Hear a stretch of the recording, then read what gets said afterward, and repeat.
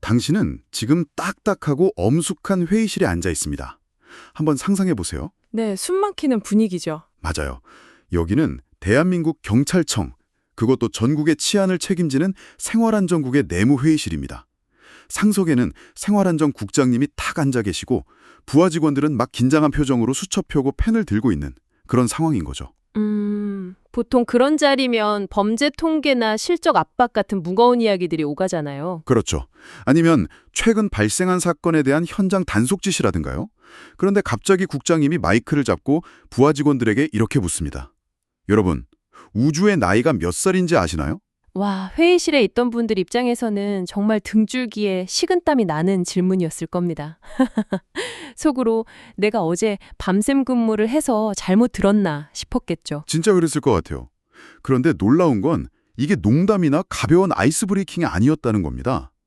이 질문을 시작으로 영혼의 주파수, 인연의 법칙, 심지어 귀신 이야기까지 아주 자연스럽고 굉장히 진지하게 이어지거든요. 사실 처음 들으면 굉장히 당황스러운 전개죠. 네, 그래서 이번 심층 탐구의 미션이 바로 이겁니다.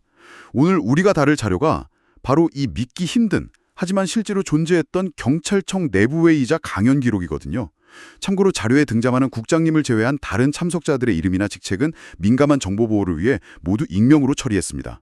자, 이 내용 한번 제대로 파헤쳐보죠. 좋습니다.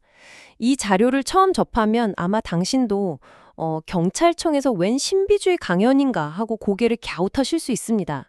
하지만 대화록의 이면을 조금만 더 들여다보면 완전히 다른 그림이 보입니다. 다른 그림이라면 어떤 맥락일까요? 경찰이라는 직업의 특수성을 생각해야 합니다. 매일같이 우리 사회의 가장 어두운 면을 마주하잖아요. 범죄자, 피해자, 극도로 흥분한 민원인들까지. 정말 극한의 감정노동 직군이거든요. 국장님은 이 고도의 스트레스 속에서 직원들이 멘탈을 지키고 타인을 근본적으로 이해할 수 있는 아주 독특한 인문학적 프레임을 제시하고 계신 겁니다. 아, 그러니까 단순한 조직 관리 팁이 아니라는 거군요. 우리가 왜 사람을 만나고 어떻게 관계를 맺어야 하는가에 대한 아주 거시적인 철학이 담겨 있는 거네요. 정확합니다. 그래서 대화록 서두에 아주 흥미로운 연구가 하나 등장하죠. 네, 하버드 대학교의 성인 발달 연구요. 이거 되게 유명한 연구잖아요. 하버드 의대에서 75년간 무려 724명의 남성을 추적한 그 데이터 말이죠. 맞습니다. 1938년부터 하버드생과 보스턴 빈민가 출신들을 동시에 추적했죠. 대통령부터 막노동자까지 다양한 삶의 궤적을 그렸는데 결국 인생 후반기에 그들의 행복과 건강을 결정지은 단 하나의 요소는 돈도 명예도 아닌 바로 관계였다는 결론이 났습니다. 외로움은 독약과 같았다 이거죠. 그런데 제가 여기서 궁금했던 건 하루에 14시간씩 범인을 쫓고 승진 시험에 매달리는 그 피곤한 경찰관들에게 국장님이 굳이 왜 이 하버드 연구를 꺼냈냐는 거예요. 아주 예리한 지적인데요. 현장에 있는 경찰관들은 당장의 성과나 범인 검거라는 단기 목표에 매몰되기 쉽거든요. 국장님은 이 데이터를 통해 일종의 현실 자각 타임을 준 겁니다. 당신들이 지금 실적에 목을 메고 있지만 남은 인생을 결정짓는 진짜 중요한 지표는 당신 주변 사람들과의 관계다. 이렇게 묵직한 메시지를 던진 거죠. 와, 확실히 뼈를 때리네요. 그런데 여기서 국장님이 흥미로운 화두를 던집니다. 누구나 좋은 관계를 맺고 싶어 하잖아요. 특히 직장 생활 하다 보면 인맥 만들려고 억지로 노력하기도 하는데 인간의 의지만으로 그게 되느냐고 묻습니다.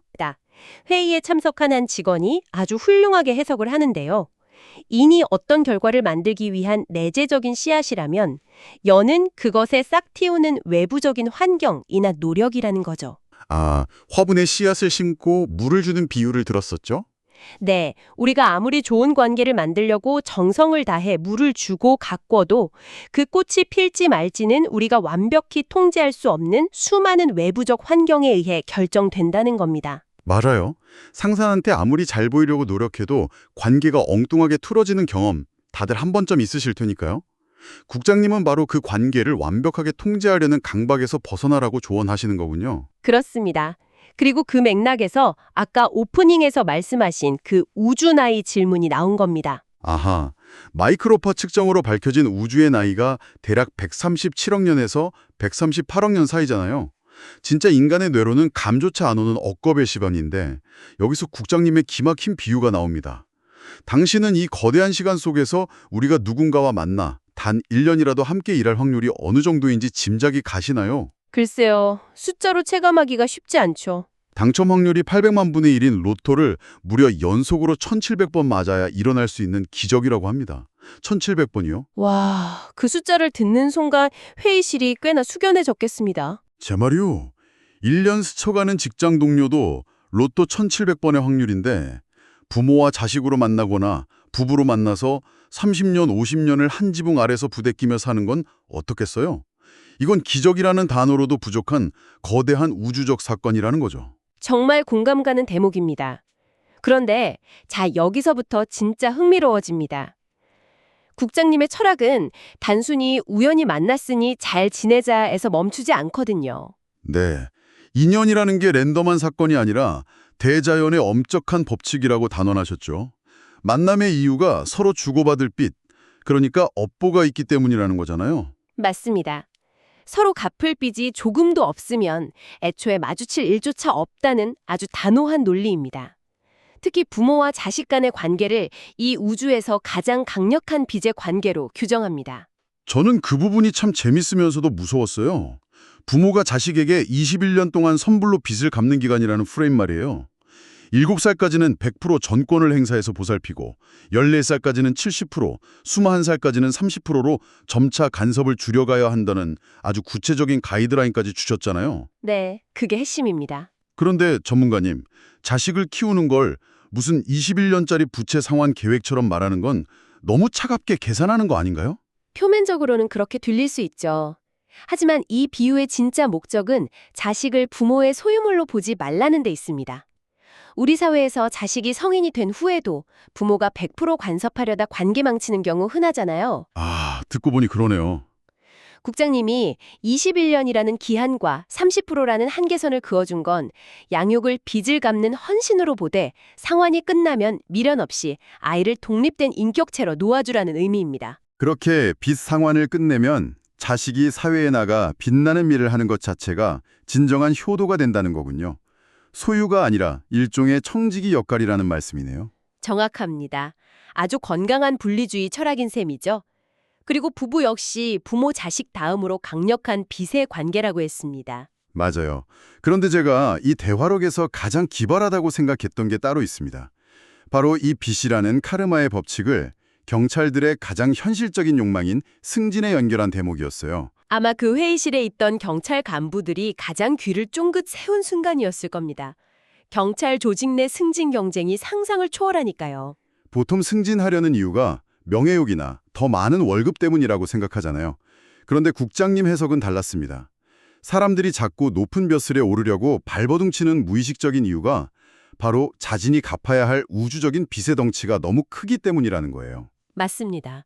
일개 경찰서 실무자로 있을 때 갚을 수 있는 빚의 크기와 경찰청장 같은 최고위직에 올라가서 국가 전체를 위해 봉사하며 갚을 수 있는 빚의 크기는 완전히 다르니까요. 승진을 더 큰 권력을 주는 게 아니라 더 큰 빚을 갚을 자격을 얻는 것으로 재정의한 거네요. 리더의 자리를 혜택이 아닌 무한한 책임과 봉사의 자리로 바라보게 만드는 탁월한 인식의 전환입니다. 그런데 여기서 국장님이 아주 뼈 때리는 팩트 폭격을 날리십니다. 당신도 직장 생활하면서 이런 상사 한 명쯤 만나보셨을 텐데요. 실력은 없는데 운 좋게 위로 올라간 사람들 있잖아요. 국장님이 이렇게 일침을 가합니다.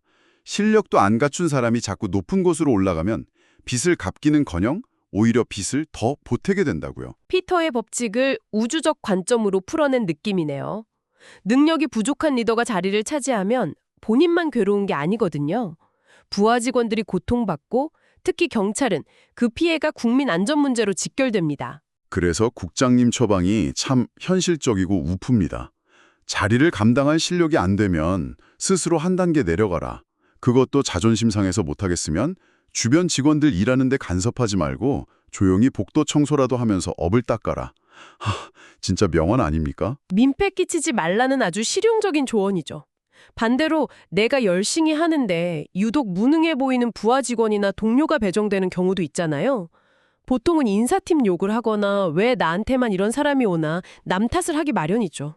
들으시는 당신도 지금 당장 떠오르는 이름이 하나쯤 있을 겁니다. 바로 그 지점에서 국장님은 질랑이라는 독특한 단어를 사용합니다. 내 앞에 5명이 왔는데 4명이 무능해 보인다면 과연 그 직원들 탓일까? 대자연은 절대 실수하지 않는다는 겁니다.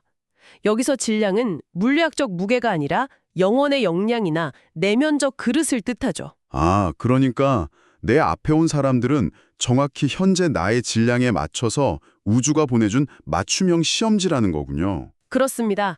그 사람을 활용하지 못하는 내 역량 부족을 탓해야 한다는 자기 반성의 철학입니다. 저 무능해 보이는 동료조차 나에게 쓸모가 있어서 온 건데 내가 그릇이 좁아서 남 탓만 하고 있다는 말씀이네요. 머리로는 이해해도 현실에선 참 쓴약 같습니다. 인정하기 싫은 진실이죠. 하지만 이 철학을 받아들이면 조직 내 갈등을 대하는 태도가 완전히 달라집니다. 그래서 나온 게 대인관계의 황금 비율, 40-30-30 법칙입니다. 네, 하늘이 인연을 맺어주는 비율이죠. 내가 가르쳐야 할 사람 40%, 의논해야 할 사람 30%, 도움받아야 할 사람 30%. 이 비율에 맞게 태도를 취해야 한다는 겁니다. 동등하게 의논해야 할 30%의 동료에게 위압적으로 지시하려 들거나 겸손하게 배워야 할 대상에게 오만하게 굴 때 관계가 파탄난다는 걸 지적한 거죠. 저는 사상체질 비유도 참 인상 깊었어요. 사람 체질을 4가지로 분류하는데 이 4부류가 각각 장점을 3개씩 가지고 태어난다고 가정해보자는 거죠. 그럼 조직 안에 총 12개의 장점이 있는 건데 리더가 쟤는 나랑 안 맞아서 싫다고 2부류를 내치면 어떻게 될까요? 12개 중 절반인 6개의 장점을 그냥 쓰레기통에 버리는 꼴이 된다는 겁니다. 세상에 장점 없는 사람은 없으니 리더가 조직원의 다양성을 품어야 한다는 훌륭한 설명입니다. 자, 그런데 이렇게 조직 관리 이야기를 하던 회의실 분위기가 중반부를 넘어가면서 아주 뜻밖의 방향으로 흘러갑니다. 맞아요. 여기서 갑자기 한 직원이 손을 들더니 일본 영화 지금 만나러 갑니다 이야기를 꺼냅니다. 비의 계절에 죽은 아내가 돌아온다는 그 영화요. 그러면서 불쑥 묻습니다. 국장님, 죽은 사람이 진짜로 이승에 돌아올 수 있는 구조가 세상에 존재하는 겁니까? 직장 상사에게 사후 세계를 묻다니 참 재미있는 상황이죠. 하지만 승진이 현생에서 빚을 갚는 과정이라면 죽은 후에는 그 장부가 어떻게 처리되는지 묻는 건 꽤 자연스러운 철학적 수순입니다. 국장님은 당황하지 않고 우주의 차원계를 쫙 브리핑해 주십니다. 또돌이 귀신계, 중천계, 천상계까지. 그런데 여기서 제가 가장 충격받았던 해석이 나옵니다. 바로 지옥에 대한 개념이에요. 펄펄 끓는 가마솥이 있는 물리적인 지옥 말씀이시죠? 네, 국장님 말씀으로는 원래 우주에 그런 물리적인 지옥이 따로 만들어져 있지 않다는 겁니다. 지옥은 인간의 집착, 그리고 우리가 매일 내뱉는 부정적인 말이 스스로 만들어낸다는 거예요. 외부의 처벌 시스템이 아니라는 거군요. 맞아요. 누군가를 저주하면서 너 그러다 지옥 간다고 뱉는 그 말 자체가 가상의 지옥을 창조한다는 시각입니다. 너무 현대적이고 심리적인 해석이라 소름이 돋더라고요. 깊이 있는 통찰이네요.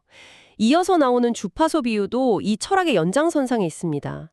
우리가 조상영혼이라고 부르는 존재들이 이승에 어떻게 영향을 미치는지 설명하죠. 아, 라디오 주파수 비유 진짜 찰떡이었습니다.